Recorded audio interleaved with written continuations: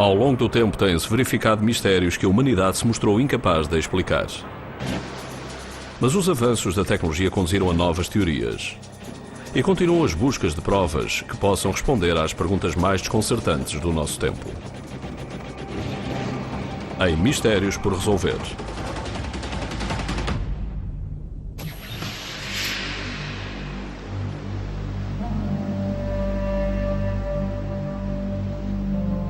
Um paraíso utópico.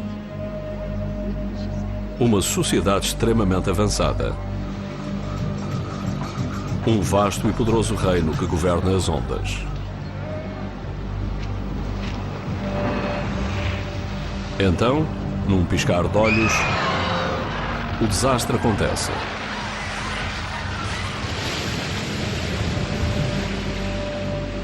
A ilha da Atlântida perdeu-se para sempre. Ou não?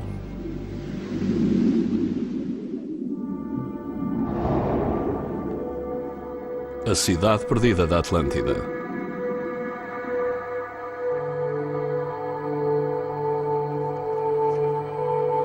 Dizia-se que a cidade perdida da Atlântida era a primeira civilização avançada do mundo.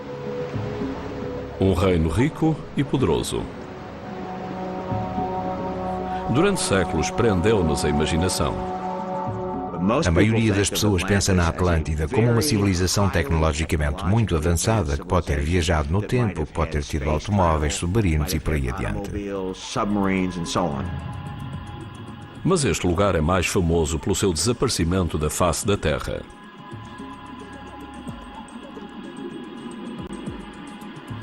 Julgava-se que fora localizada a algures no Oceano Atlântico. Diz a lenda que há 12.000 anos desapareceu subitamente num dia e numa noite, deslizando para debaixo da superfície do oceano para nunca mais ser vista. A lenda deu origem a interminável especulação sobre o local de descanso final da ilha, que começou há milhares de anos e continuou até aos nossos dias. A Atlântida é claramente o maior mistério arqueológico de todos os tempos. As teorias sobre a sua localização vão da costa da Irlanda às ilhas dos Açores, 1440 km a oeste da Europa Meridional, e até a Antártida. Na Alemanha nazi, muitos eram os que acreditavam que a raça superior dos arianos descendia dos atlantes. Entre eles, Heinrich Himmler, diretor da polícia secreta, a Gestapo. Enviou expedições a toda a parte, do Tibete à Groenlândia, em busca da antiga civilização. Apesar de se terem passado e perdido vidas em busca desta cidade lendária, a ciência instituída afirma que ela não existe. Era um mito, quer dizer, é mesmo muito evidente que não podemos considerar isto literalmente. Mas outros lugares que antes se pensava serem puro mito, como a grande cidade de Troia, vieram a revelar-se reais. Estudiosos chocaram o mundo em finais do século XIX quando escavaram um sítio arqueológico na atual Turquia que correspondia às antigas descrições gregas da grande metrópole. E aos que acreditam que a cidade submersa da Atlântida também está à espera de ser encontrada.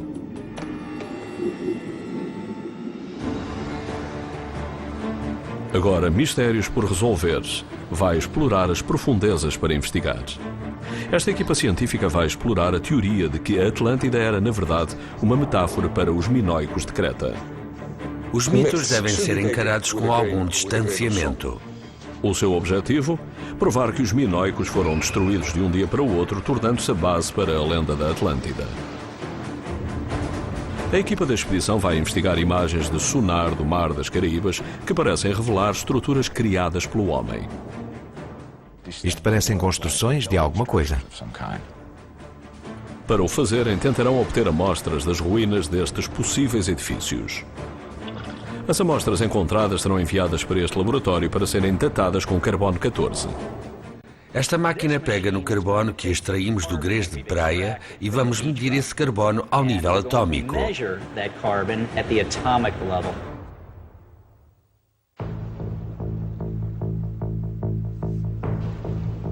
A teoria de que a Atlântida ficava nas Caraíbas surgiu nos anos 20, com uma predição de que reapareceria nas Bahamas. Então, em 1969, uma estranha estrutura semelhante a uma estrada foi descoberta sob as cristalinas águas azuis, perto das ilhas de Bimini.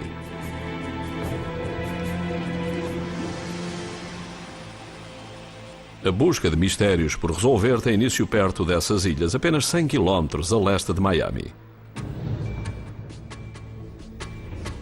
A equipa é liderada pelo explorador Greg Little. Acredito que existem provas definitivas da existência da Atlântida. Para a descobrirmos, vamos ter de procurar debaixo d'água. Não vamos encontrá-la em terra. Este é um mapa completo das Bahamas. Pensamos que provavelmente isto era a Atlântida. O seu primeiro alvo é uma misteriosa formação rochosa a cerca de 1 quilómetro ao largo da costa, a que chamam Estrada de Bimini. Pensam que pode ter sido um porto. A estrada de Bimini tem 490 metros de comprimento e o que é realmente invulgar nela é ter a forma de um J invertido como um quebra-mar, como o antigo porto teria sido. Os portos começaram a ser construídos ainda no século XIII a.C. por culturas antigas. Os quebra-mares eram frequentemente colocados logo à saída dos mesmos para servirem de barreira contra as ondas.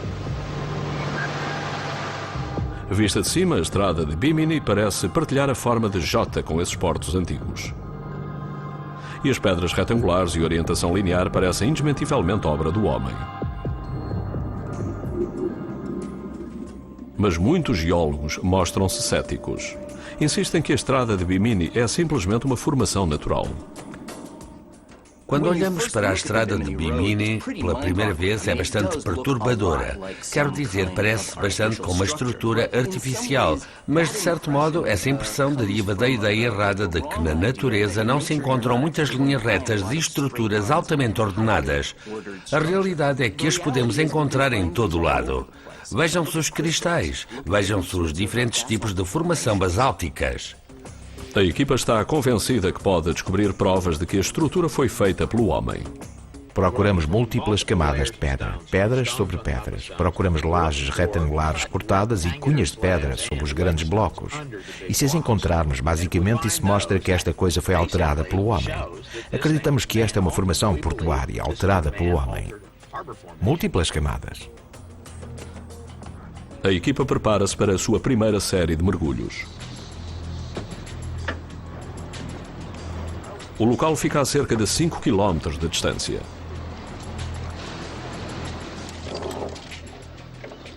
Portanto, o que vamos procurar são cantos de ângulo muito aguçado. Tudo o que pareça apresentar marcas de ferramentas ou ter sido trabalhado por mãos humanas. E se tivermos muita sorte, pode haver alguma coisa que possamos datar com carbono 14.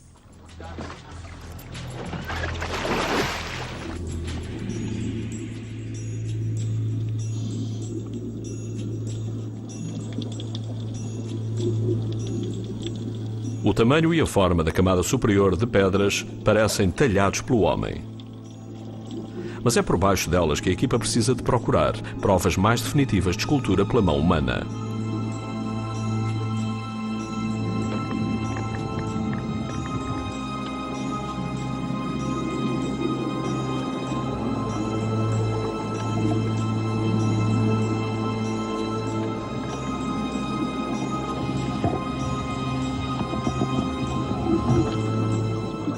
Então fazem uma descoberta.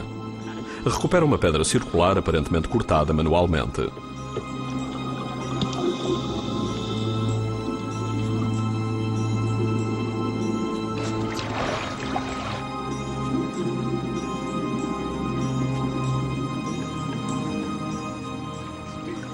All right, here it comes.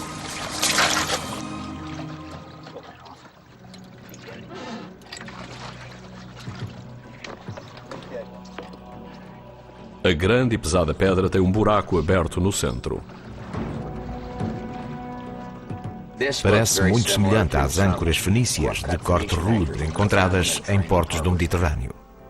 Os fenícios usavam âncoras de pedra simples em 1500 a.C.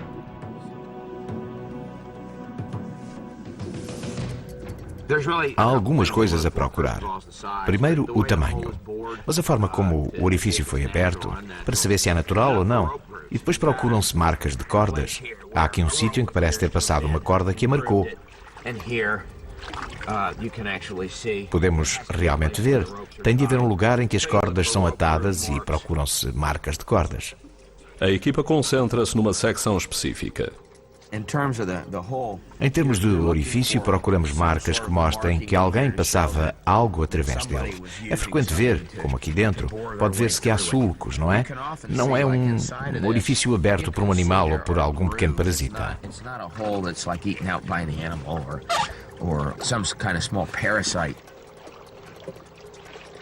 Mas há um problema com o teste de autenticidade.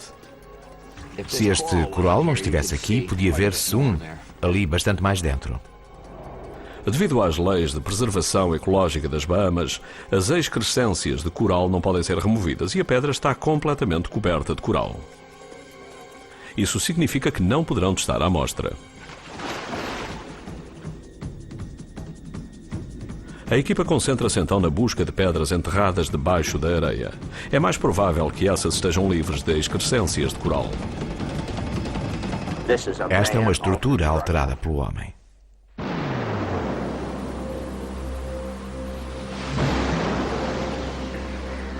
Mistérios por resolver viajou até às águas cristalinas das Bahamas em busca de pistas sobre o mistério de séculos da cidade perdida da Atlântida.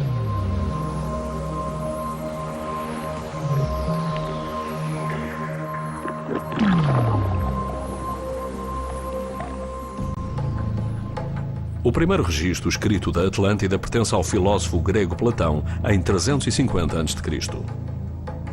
Este escreveu que a Atlântida tinha surgido mais de 9.000 anos antes do seu tempo. Mas Platão não especificou a localização da cidade. Escreveu apenas que ficava por detrás dos Pilares de Hércules. Os Pilares de Hércules são hoje conhecidos como o Estreito de Gibraltar. Separando a Espanha de Marrocos, liga o mar Mediterrâneo ao Oceano Atlântico. Mas em tempos antigos era considerado o fim do mundo conhecido, uma fronteira que quase ninguém ousava atravessar.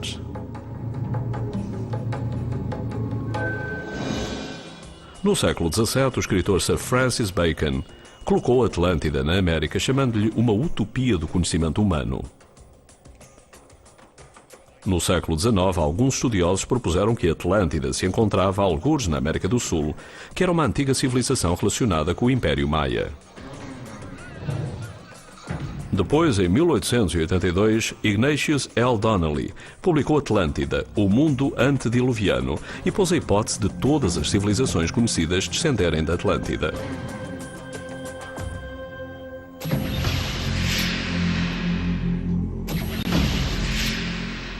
Então, no século XX, um homem fez uma profecia espantosa.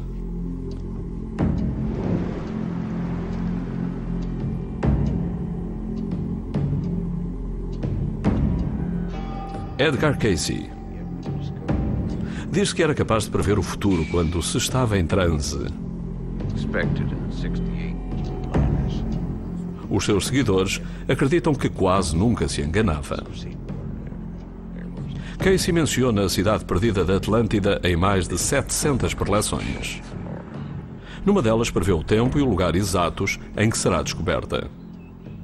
Espera-se que partes da Atlântida se ergam de novo em 68 ou 69, não muito longe.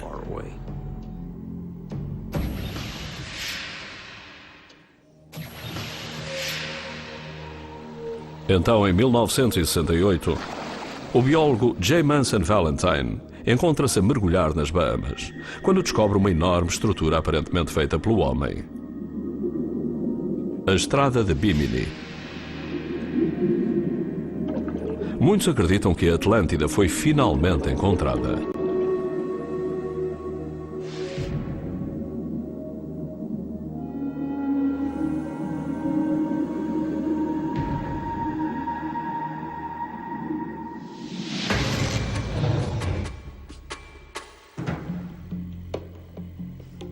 A equipa científica está a examinar a ideia de Atlântida se basear numa civilização real. Temos Platão, um dos maiores filósofos de todos os tempos, que nos fala de uma civilização incrível que desaparece, essencialmente de um dia para o outro. Kostas Sinolakis vai dirigir a equipa. Portanto, Platão descreve a Atlântida como ficando para além dos pilares de Hércules. Toma uma liberdade poética e desloca-a para muito, muito longe, para onde sabe ou pensa que ninguém alguma vez a procurará. Para além dos pilares fica um lugar de mistério. O início do desconhecido. Muitas pessoas interpretam literalmente o que Platão disse acerca de ficar para além dos pilares de Hércules. E é aí que procuram a Atlântida. Bem, tudo o que posso dizer é que lhes desejo sorte. Sinolakis pensa que a base da Atlântida eram, na verdade, duas ilhas gregas no mar Mediterrâneo, distantes apenas 125 km uma da outra, Santorini e Creta. Os despojos de um povo muito avançado, datados de 1600 a.C., foram aí encontrados em 1931. Chamam-lhes minoicos. E as semelhanças com a descrição que Platão faz da Atlântida são espantosos em diversos sentidos. Fisicamente dizia-se que a Atlântida constituía círculos concêntricos de terra separados pela água. Uma forma quase idêntica à de Santorini. Ambas as culturas tinham também elaborados palácios com água corrente, quente e fria e complexos sistemas de ventilação. Também se dizia que ambos possuíam marinhas formidáveis. Tinham frotas enormes e as suas frotas, basicamente, governavam os mares. Agora, a equipa científica tentará provar que estas pessoas constituíram a principal inspiração da Atlântida.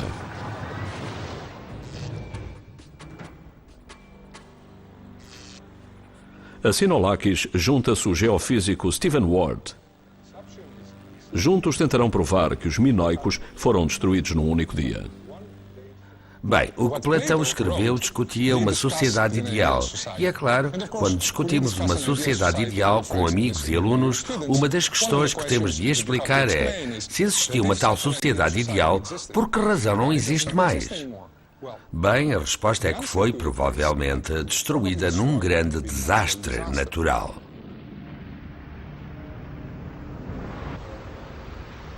Uma parte da teoria é inegável. Santorini era essencialmente um vulcão gigante. Cerca de 1600 a.C., o vulcão explodiu. A erupção foi uma das 10 maiores da história mundial. Tão poderosa como 50.000 bombas de Hiroshima. Cuspiu rochas e cinza, numa quantidade estimada de 1,1 bilhões de pés cúbicos. Para determinar para onde foram esses detritos, a equipa procura anomalias no mapa. Examina os níveis de elevação do fundo do mar diretamente ao largo da costa de Santorini. Bom, a primeira coisa que vi quando olhei para este mapa foi esta grande zona de elevações. É 200 metros mais alta que a zona adjacente. É um enorme depósito de sedimentos.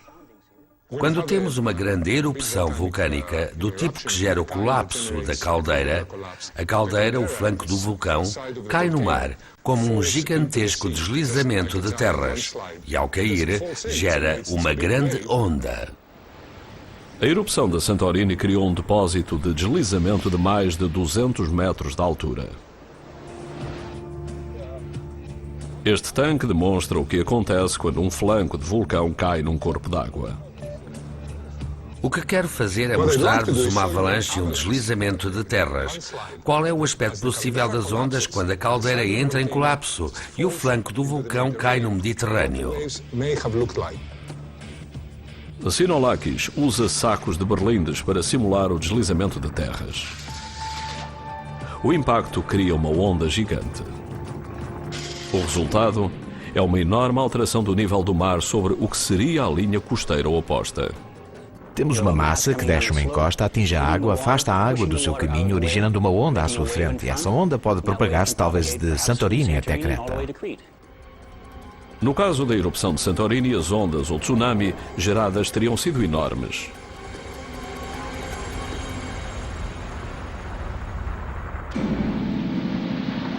Esta filmagem do tsunami indonésio de 2004 mostra a força dessas ondas. Aldeias inteiras foram varridas e 200 mil pessoas perderam a vida. Os peritos acreditam que as ondas geradas em Santorini eram pelo menos 4 vezes maiores que as que devastaram a Indonésia.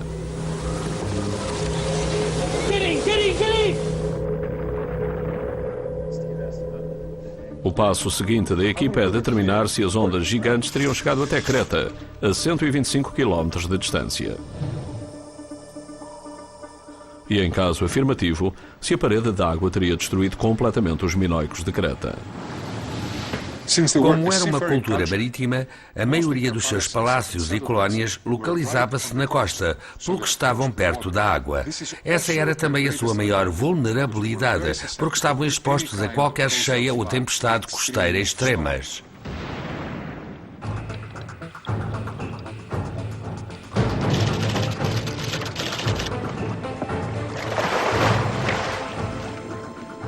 Nas Bahamas, a equipa da expedição já descobriu o que parece ser uma antiga âncora de pedra. E procuram provas de que estas enormes pedras são os restos de um antigo porto. A lei contra a perturbação dos corais dificulta a investigação.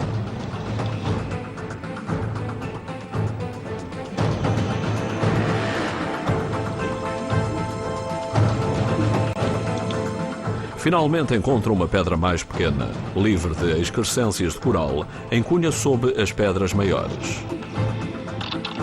Parece distintamente cortada à mão.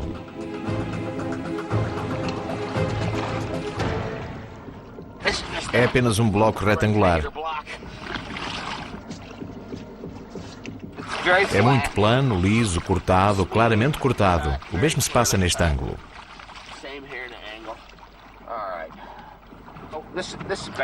Basicamente é o que chamamos uma pedra cunha, que é um bloco de nivelação. Uma extremidade fina, outra grossa. A extremidade fina ficaria sob uma pedra grande. Colocam-se por baixo e, quando se batem com um malho, levantam um dos lados, basicamente para nivelar os blocos. São a prova de que isto era um porto, de que isto foi usado como porto em tempos. Não quer necessariamente dizer que se tratava da Atlântida, mas era um porto. Para descobrir se é da Atlântida, a pedra tem de ser datada com carbono 14. Ora, aí está. Aqui está um pedaço.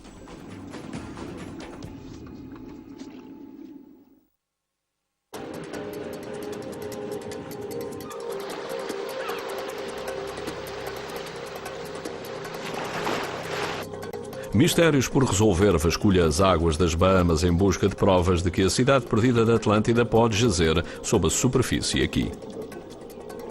A localização desta cidade lendária é um mistério que dura há séculos. Formularam-se incontáveis teorias. A equipa da expedição acredita que as ilhas de Bimini guardam a chave da verdadeira localização da cidade perdida.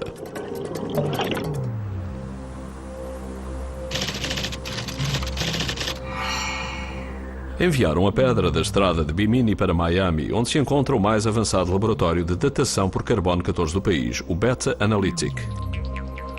O que fazemos aqui é pegar em materiais arqueológicos e geológicos escavados em algum lugar do mundo e submetê-los a uma série de passos químicos para extrair o componente de carbono radioativo contido no material para determinar a sua idade.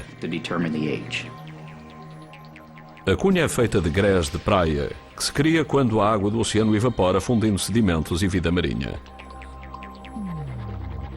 Porque contém restos de pequenas criaturas, o laboratório pode datar com precisão a formação da pedra.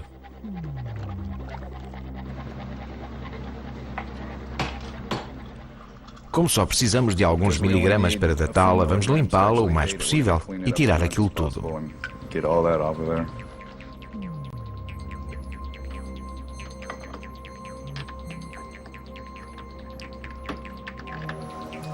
A pedra é então mergulhada em ácido clorídrico. Este transforma de sólido em dióxido de carbono. Vou deitar o ácido aqui e ela vai acidificar, tornar-se espuma.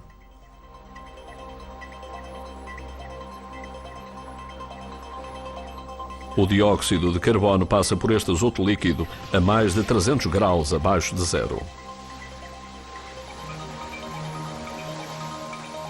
A amostra é transformada em grafite.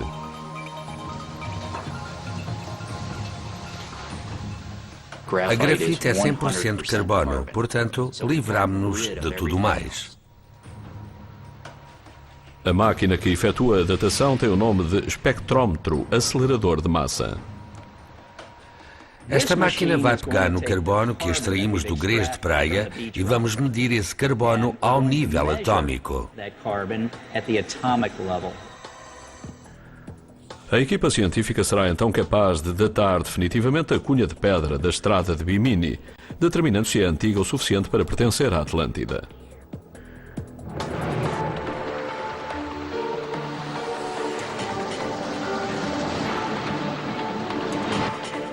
A equipa da expedição dirige-se para o seu segundo sítio de mergulho, chamado Os Retângulos.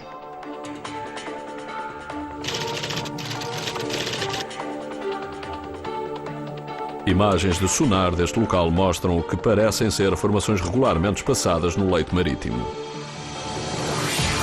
Se encontrarem prova de que estas formações são estruturas de edifícios, isso pode demonstrar que houve uma civilização perdida nas Bahamas.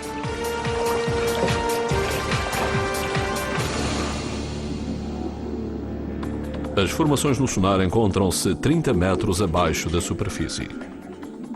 A principal importância das formas retangulares a 30 metros de profundidade ao largo de Bimini é que se encontram mesmo no limite, mesmo acima da linha costeira de 10 mil anos antes de Cristo. E se a Atlântida existe em 10 mil anos antes de Cristo, como afirmou Platão e como afirmou Edgar Cayce, o lugar onde encontraremos os restos da Atlântida encontra-se acima da linha costeira de 10 mil anos antes de Cristo. E é aí que se encontram estas estruturas. Os cientistas concordam que os níveis do mar em 10 mil anos antes de Cristo eram aproximadamente 30 metros inferiores aos atuais. Isso coloca as formações retangulares apenas 3 metros acima do nível do mar, na antiga linha costeira. O sonar mostra que os retângulos têm entre 3 e 5 metros de largo.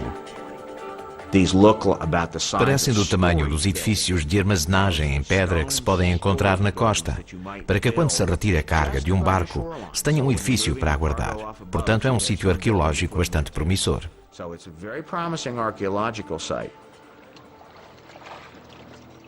A equipa vai mergulhar diretamente no caudal do Golfo, que tem uma corrente poderosa, rápida e perigosa.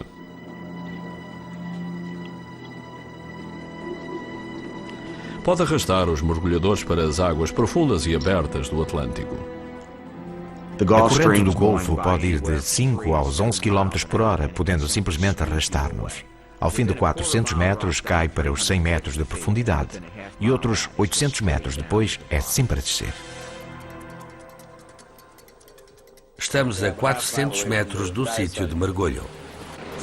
950 metros para norte. A equipa usa o GPS para encontrar o local exato das formações. A Laura vai dizer onde é e eu fico lá até chegarem, por isso larguem a âncora. Diz 30 metros. Um pouco mais para a esquerda. Estás em cima, estás no local. Usam a sua própria imagem de sonar para confirmar que se encontram no local certo. Esta pequena unidade de sonar portátil basicamente dá-nos o que é quase uma fotografia aérea do fundo quando passamos sobre ele. Little avista imediatamente as mesmas formações retangulares. Portanto, temos aqui alguns retângulos. Está aqui uma forma, estão ali mais e vão surgir mais aqui. Esta é provavelmente a melhor zona, aqui mesmo. Os mergulhadores dividem-se para cobrir uma área maior. Greg, responde, por favor. O que é que se passa? Greg, é o David. Estava a pensar como achas que devíamos posicionar-nos. Precisam de ir um pouco mais para sul, em direção a nós, por causa da corrente, e largar a âncora. Nós vamos dirigir-nos para sul, para o extremo norte. Certo? Entendido?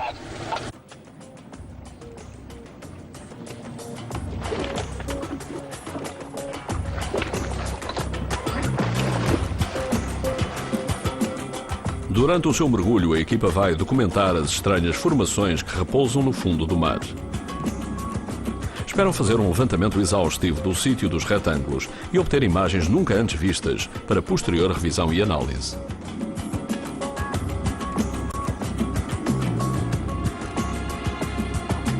Greg Little irá diretamente ao fundo para ver mais de perto. Porque vai enfrentar a forte corrente e mergulhar a uma grande profundidade, Little terá apenas 20 minutos de ar para este mergulho. Quer aproveitar ao máximo e envia primeiro um batedor com uma pequena câmara de vídeo. Little vai monitorizar a filmagem a partir de cima para encontrar o melhor local para o seu mergulho. Vê se consegues mover a câmara para um lado e para o outro, vê se consegues colocá-la num bom local, mas estamos à procura de um local que possamos verificar.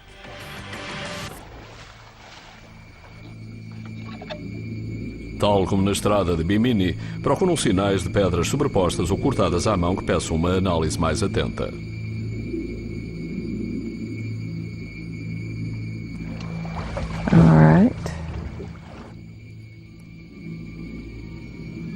As formações estão quase completamente cobertas de coral e a lei das Bahamas proíbe a remoção das excrescências de coral. Mas o vídeo do mergulho de reconhecimento revela desde logo novas e espantosas provas. Ali, ele apanhou algo que parece uma espécie de parede. Meu Deus!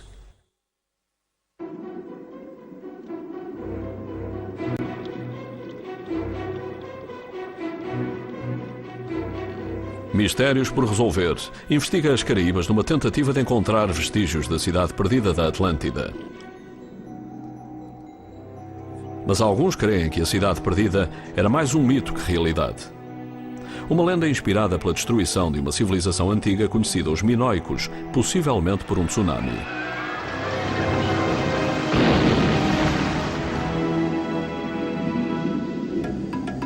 Um tsunami é uma série de ondas geradas pela súbita deslocação de um enorme volume de água. As causas do mesmo incluem terremotos, erupções vulcânicas submarinas, deslizamentos de terras e mesmo impactos de asteroides, segundo alguns.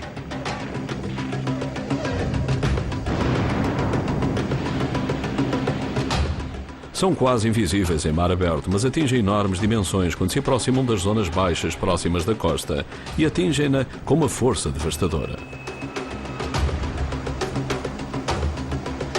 Os povos antigos conheciam-nos e receavam-nos, mas eram pouco compreendidos até há pouco tempo.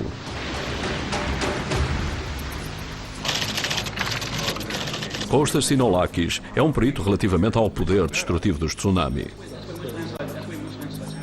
Ele e o geofísico Stephen Ward creem que ondas gigantes varreram os minoicos para o mar.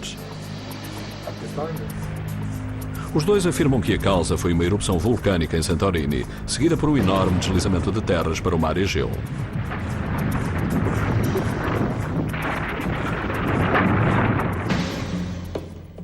O que acontece é que todo o material se acumula nos flancos do vulcão. É solto pela trepidação, cai na água e é muito rápido, atinge cerca de 80 metros por segundo.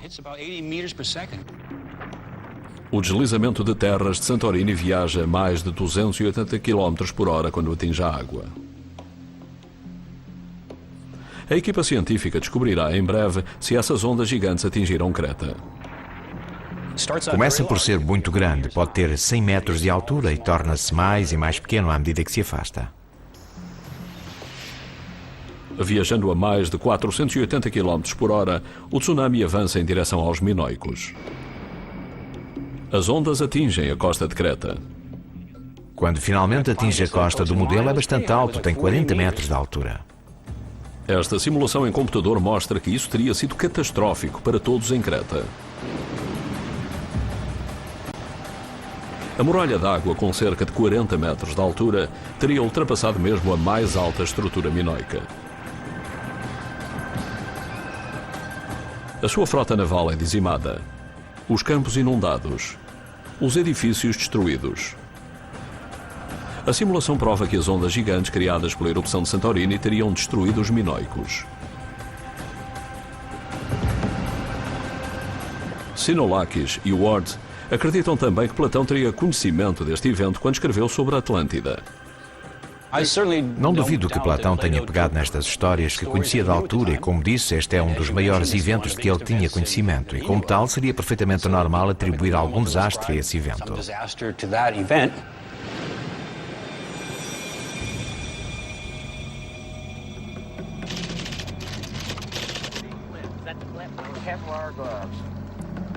A equipa da expedição encontra-se no local a que chama os Retângulos, cerca de 800 metros a norte de Bimini. Procuram provas de que estas formações são as ruínas da Atlântida. A corrente de superfície vai para norte, pelo que vão ser arrastados para oeste, para as profundezas. E é aí que vão encontrar um dos vossos grandes blocos. Muito bem, estou pronto.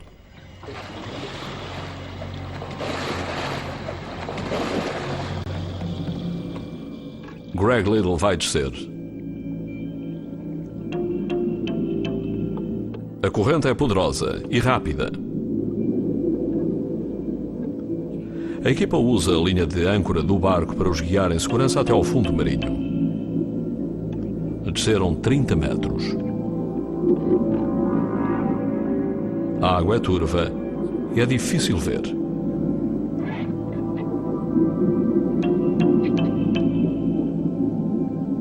Mas avistam as formações cobertas de coral e reparam que parecem encontrar-se a uma distância idêntica. As formações repousam num fundo marinho nu e surgem do nada.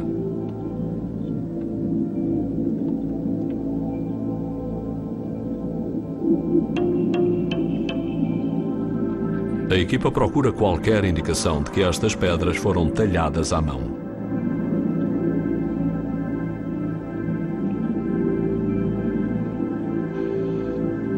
Mais uma vez existem grandes excrescências de coral e a busca é difícil.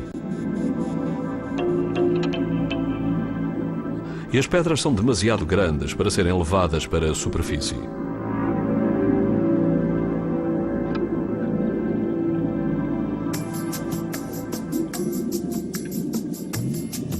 A equipa da expedição separou-se para cobrir uma área maior e efetuar uma investigação mais minuciosa do local.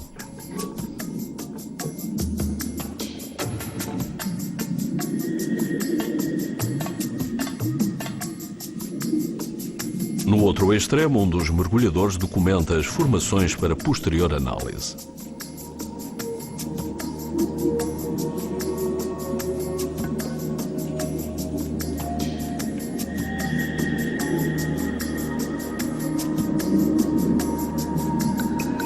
Devido à profundidade, a equipa não pode permanecer debaixo d'água mais de 20 minutos.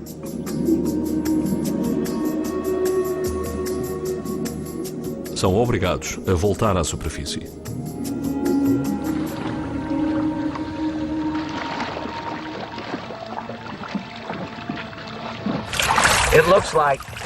Parece de outro mundo. Literalmente são uma formação, uma zona plana, outra formação, mas há enormes quantidades de coral a crescer nelas. Mas o que seria de esperar, se estão ali há 10 mil anos, estivessem incrustadas? Há blocos e lajes evidentemente quadrados. Há alguma zona onde provavelmente eram empilhados, mas é muito difícil ver. A visão é muito turva.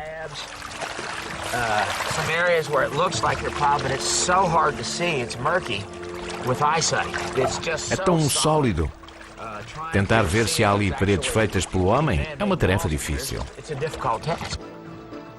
Subam! A equipa faz uma pausa para rever as imagens, para se certificar que não lhes escapou nada devido às águas turvas. E Greg Little descobre algo espantoso. Olhem para aquilo. As arestas são perfeitamente lisas, parecem edifícios. These look like building structures.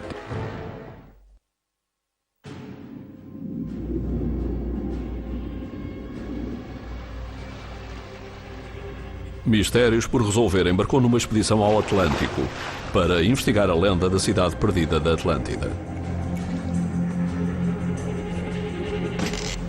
Este homem acredita que a Atlântida tem por base a destruição dos minoicos.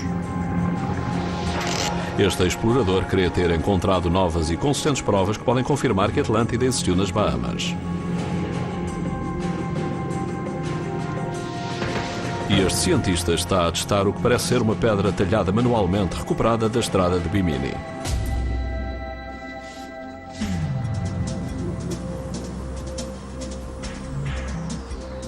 Mistérios por resolver conseguiu recuperar esta cunha de debaixo da estrada de Bimini. Foi enviada para datação por carbono 14. Portanto, aqui, após 5 dias de esforços, recebemos o material, tratámo-lo previamente, extraímos o carbono como grafite, colocámos a grafite no acelerador, efetuámos a nossa medição e somos capazes de calcular a idade do carbono.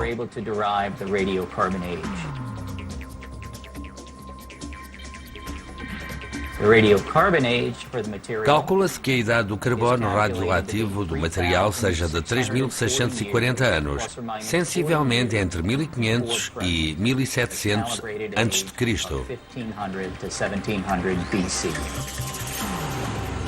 Isso significa que a pedra se formou quase 8.000 anos mais tarde do que se julgava que a Atlântida teria existido.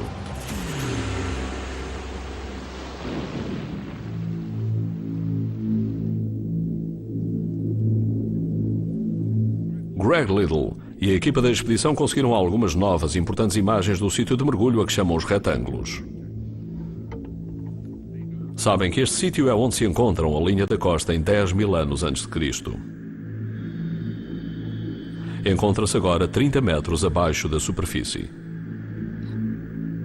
Uma série de estruturas uniformes ergue-se sobre o fundo marinho. É apenas uma visão geral até que algo mais conclusivo se torne visível.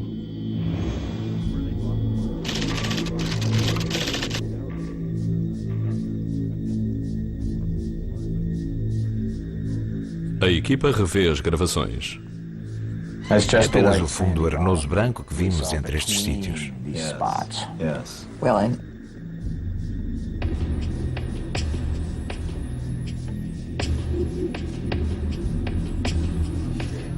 Confirmam que as estruturas parecem surgir do nada, únicos artefactos no mundo marinho de outro modo vazio. É uma espécie de deserto plano de outro mundo, totalmente plano. Impressiona-me ver tanta areia, de repente um retângulo e uma extensão só de areia e outro retângulo regularmente espaçado. Não parece ser algo que aconteça na natureza. Isso é... Para um instante aqui. Volta para trás. Volta para trás. 4, 5 sextos. Para. E olha, tiveste a oportunidade de ver isto? Parece um quadrado perfeito. Aquilo são entalhos? Ou parecem entalhos como se fosse um quadrado perfeito? Parece que há aqui uma linha e outra atrás dela, é o que parece. E vimos mesmo coisas na análise lateral com aquele aspecto. Quando fizeste isto, quando estavas literalmente a voar assim, reparaste naquilo? Sim. E o que é, um entalhe? É um entalhe e são ângulos retos. Sim, era um quadrado. O entalhe com linhas direitas em ângulos retos forma um canto perfeito. Isso parece confirmar que estas estruturas retangulares regularmente espaçadas foram feitas pela mão do homem. Olha para aquilo. Para. Olha só para esta coisa. Então, os bordos são perfeitamente direitos? Ali é um ângulo reto perfeito, é como uma plataforma? É muito quadrado num sítio onde só há muita areia plana. Exato. Ver uma coisa destas pode ser geológico? Não sei. Será feito pelo homem? Sabes, gostamos de construir coisas regularmente espaçadas, por isso é difícil dizer. O passo seguinte da equipa de expedição é conseguir uma autorização especial para escavar por baixo do grande maciço de coral.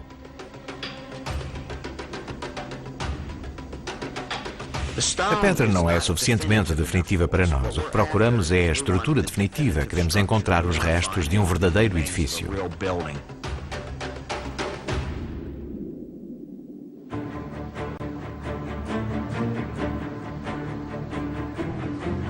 Mistérios por resolver descobriu excitantes provas de que a Atlântida pode ter existido nas Bahamas. A estrada de Bimini é demasiado nova para ser a Atlântida, mas a âncora e a cunha constituem as provas mais fortes até à data de que foi feita pelo homem. Podem pertencer a uma civilização por descobrir, talvez um povo descendente da Atlântida.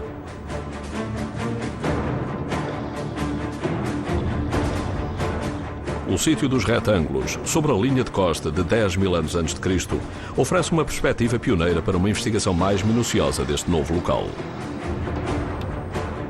Não é a prova definitiva, mas é o mais próximo da prova definitiva que podemos chegar, pelo menos até agora. Se estas estruturas forem edifícios e paredes, isto é a Atlântida. This is Atlantis. Versão portuguesa Santa Claus, audiovisual.